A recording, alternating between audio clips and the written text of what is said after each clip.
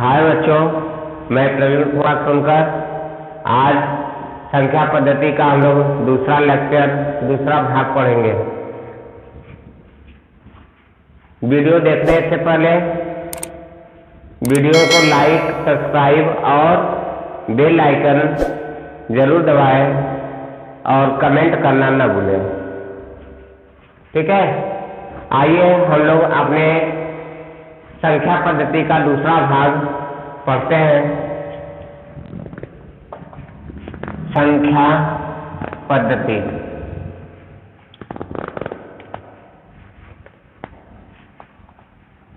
संख्या पद्धति संख्या पद्धति का दूसरा भाग। ठीक है, तो संख्या पद्धति में हम अगला पॉइंट जो पढ़ना हमको वह है सम संख्या। सम संख्या, ठीक है बच्चों। सम संख्या क्या होती है, इसको हम लोग जानते हैं। ऐसी संख्या जो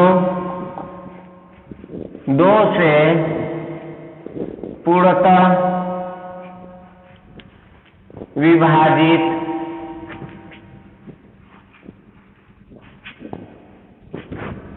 हो जाए,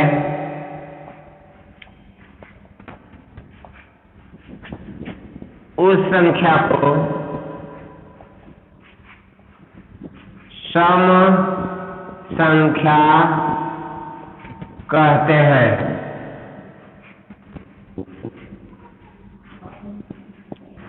जैसे में देख लेते हैं, 2, 4, 6, 8, 10 ... इन्फिनाइट, अनंत तक। ठीक है बच्चों, ये समझ में आई बात। अब आगे चलते हैं। अगला पॉइंट हमारा क्या है, विषम संख्या। विषम संख्या क्या है?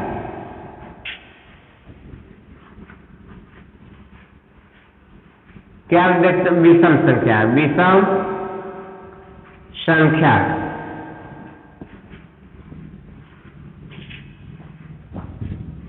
विषम संख्या क्या होती है? ऐसी संख्या जो दो से विभाजित न हो, उस संख्या को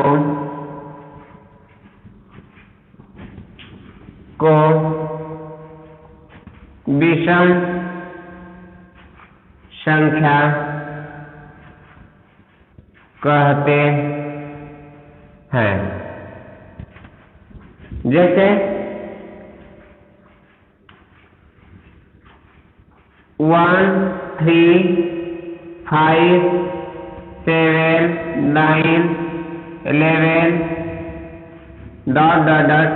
अनंत तक। ये सभी संख्या क्या कहलाती है? विषम संख्या। यानी जो संख्या 2 से न कटे वह संख्या विषम संख्या कहलाती है। ठीक है बच्चों, समझ में आई बात? इरेज कर दे।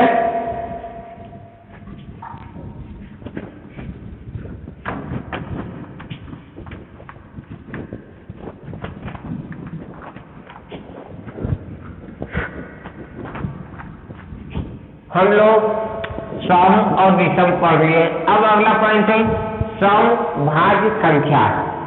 सम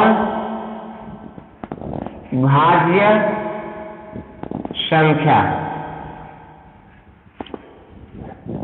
समभाज्य संख्या क्या होती है, ये इसके बारे में हम लोग जानते हैं।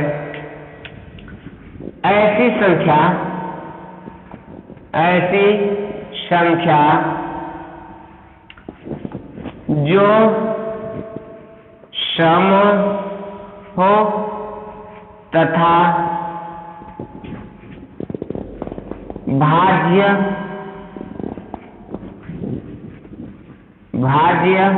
भी हो। उस संख्या को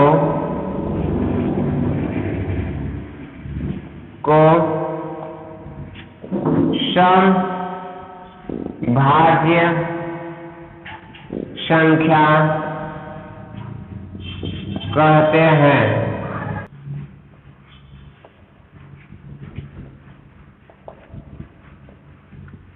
4, 6, 8, 10, 12 अनंत तक। आप कहोगे बच्चों कि सर 2 भी तो सम संख्या है। हाँ, 2 सम संख्या है, किंतु ये भाज्य नहीं है। ये स्वयं के अलावा और 1 के अलावा किसी और से विभाज्य नहीं है। तो समभाज्य संख्या में हमने बताया क्या है कि सम भी होना चाहिए, साथ में भाज्य भी होना चाहिए। यानी भाज्य मतलब किसी और से भाज्य, भाज्य का मतलब ये स्वयं के अलावा किसी और से भी भाज्य होना चाहिए। ठीक है, यहां पर लिख लीजिए तथा स्वयं के अलावा किसी और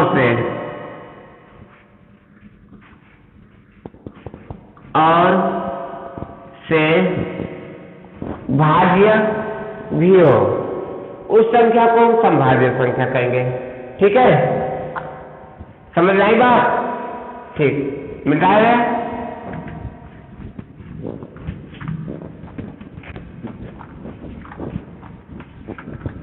अगला पॉइंट है विषम भाज्य संख्या।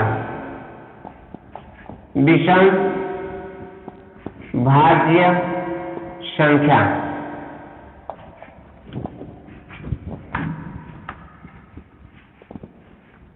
ऐसी संख्या जो विषमों तथा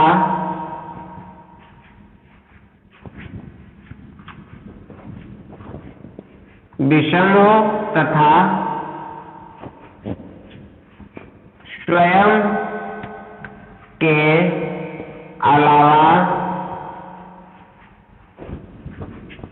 किसी और संख्या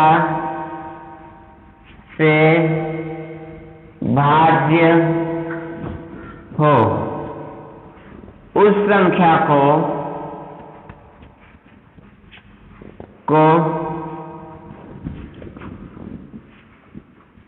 विषम भाज्य संख्या कहते हैं। ठीक है बच्चों, समझ आएगा? ऐसी संख्या जो विषम भी होना चाहिए। क्या होना चाहिए? विषम भी होना चाहिए। जैसे यहाँ पर लिखा हुआ है, जैसे मैं यहाँ पर देख लीजिए, जैसे में 3, 5, 7, 9, 11,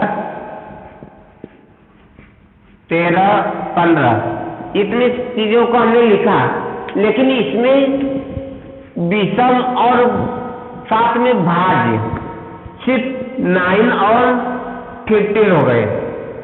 क्यों? ये विषम संख्या है लेकिन भाज्य नहीं है। ये भी विषम में भाज्य नहीं है, ये भी विषम में भाज्य नहीं है, ये भी विषम में भाज्य नहीं है, ये भी विषम में भाज्य नहीं है। 9 जो है विषम भी है, भाज्य भी है।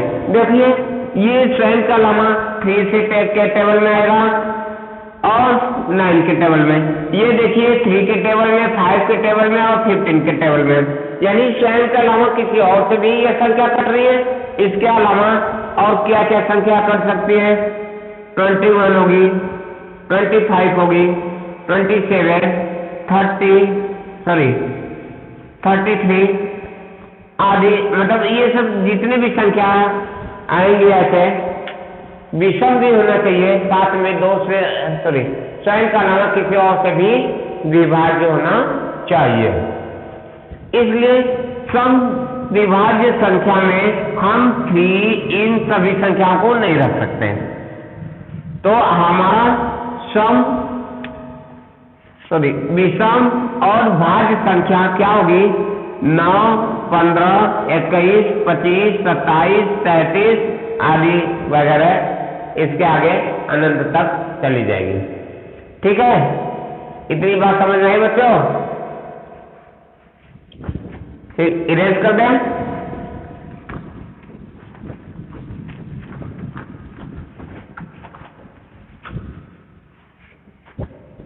अगला क्वेश्चन, अगला पॉइंट क्या है? सम अभाज्य संख्या। सम अभाज्य संख्या क्या होती है? अभाज्य संख्या, इसके बारे में हम लोग जानते हैं। क्या होता है सम अभाज्य संख्या? ऐसी संख्या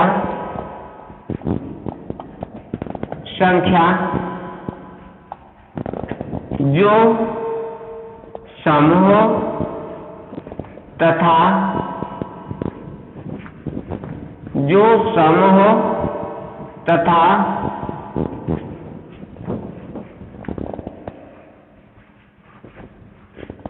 स्वयं के अलावा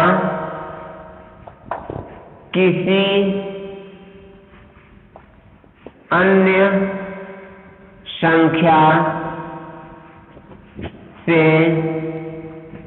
विभाज्य न हो,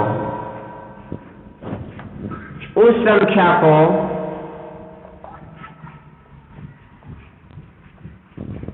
सम अभाज्य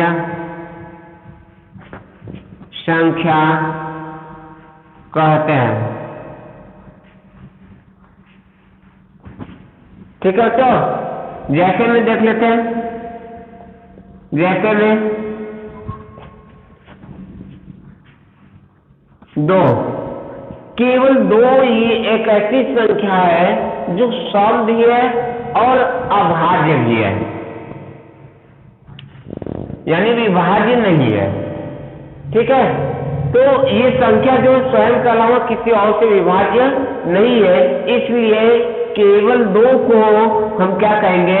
सम संख्या भी है मेरा और अभाज्य संख्या भी है। ये स्वयं के अलावा किसी और से विभाज्य नहीं है। ठीक है बच्चों, क्लियर है? इरेज कर दें।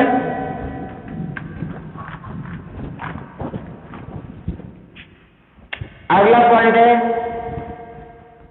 विषम अभाज्य संख्या।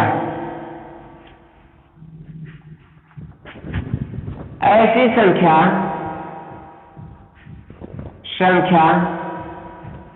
जो विषमों तथा स्वयं के अलावा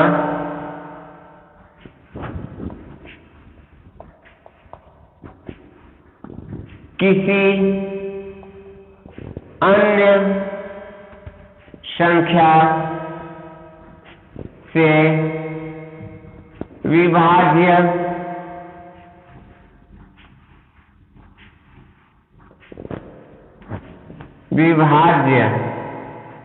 न हो, उस संख्या को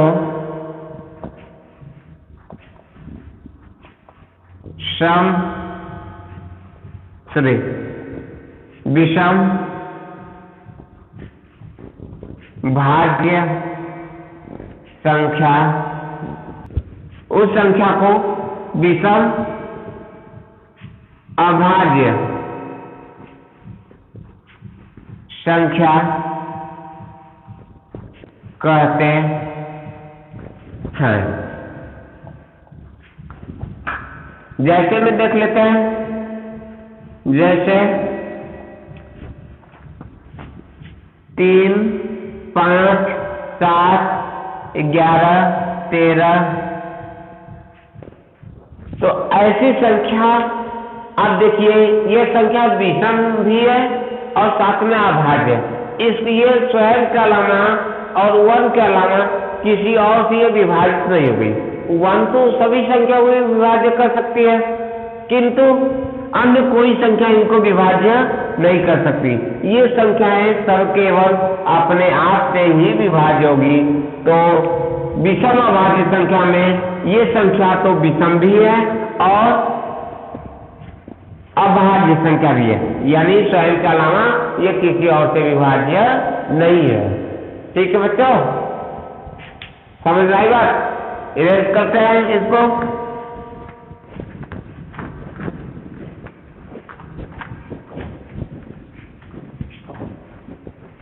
अगला पॉइंट है हम लोग का परिमेय संख्या।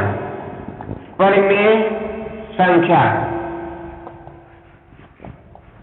बहुत से बच्चों को परिमेय संख्या का ज्ञान नहीं है। हम लोग देखते हैं परिमेय संख्या के बारे में, पढ़ते हैं क्या होती है परिमेय संख्या।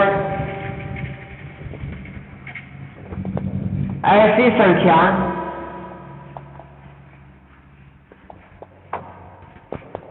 जिसे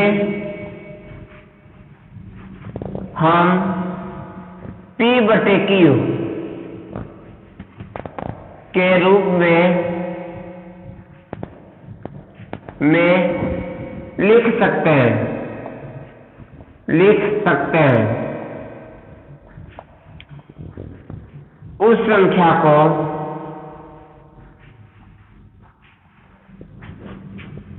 परिमेय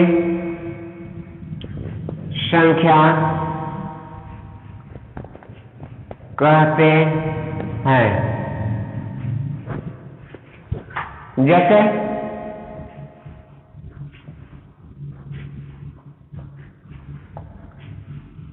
1 2 3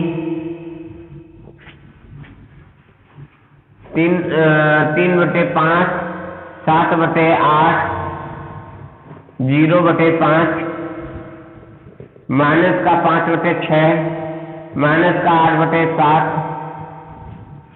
ये सभी संख्या परिमेय संख्या होगी, चाहे वह धनात्मक हो या ऋणात्मक हो। इसके साथ साथ करणी में 4 3.15 4.2 5.8, ये सभी संख्याएं परिमेय संख्या कहलाती है। अब यह परिमेय संख्या दशमलव में भी परिमेय संख्या होती है। कैसे इसको पहचानेंगे? और यानी दशमलव के बाद की संख्या जितनी भी है वह कट कर सीमित हो जाती है, यानी दशमलव के बाद की संख्या पूर्णतः कट जाती है, तो यह शांत अवस्था हो जाती है। यानी 3.15 इसके बाद और कोई संख्या नहीं है, तो यह शांत अवस्था में, इसलिए यह परिमेय संख्या कहलाएगी। अब ऐसे ही दशमलव की बात हम अपरिमेय संख्या में बात करेंगे तो उसमें देखा जाएगा। तो बच्चों समझ में आया? ये सभी क्या है? परिमेय संख्या है। 1 से लेकर मतलब 1 2 3 जितनी भी प्राकृतिक संख्या है उन सभी को हम P/Q के रूप में लिख सकते हैं। जैसे 1 है, अब ये P/Q के रूप में आप पूछेंगे कि कहाँ है सभी, किसी भी संख्या के बटे 1 होता है, इसलिए जितनी भी प्राकृतिक संख्या है वह P/Q के रूप में है। ठीक है बच्चों, समझ में आया? हाँ, यहाँ परिमेय संख्या में P बराबर 0 हो सकता है, किंतु Q बराबर ना 0 होना चाहिए। Q की वैल्यू, Q का मान 0 नहीं होना चाहिए। किसी भी कंडीशन में हर का मान 0 नहीं होना चाहिए। अगर 0 होगा तो वह परिमेय संख्या नहीं कहलाएगा। ठीक है बच्चों, समझ आई बात है? इरेज करते हैं।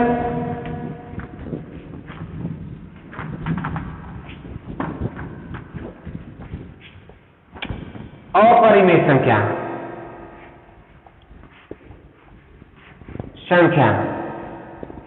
ये इस चैप्टर का आखिरी पॉइंट है। अपरिमेय संख्या के बारे में हम लोग जानते हैं। ऐसी संख्या जिसे P/Q के रूप में नहीं लिख सकते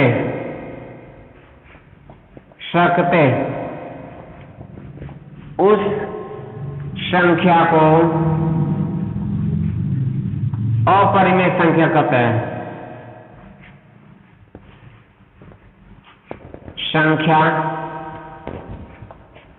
कहते हैं, ठीक है बच्चों। जैसे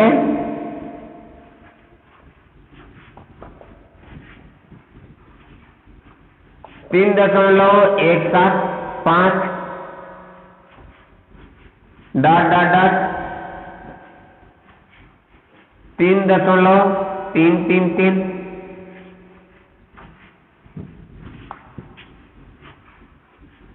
.666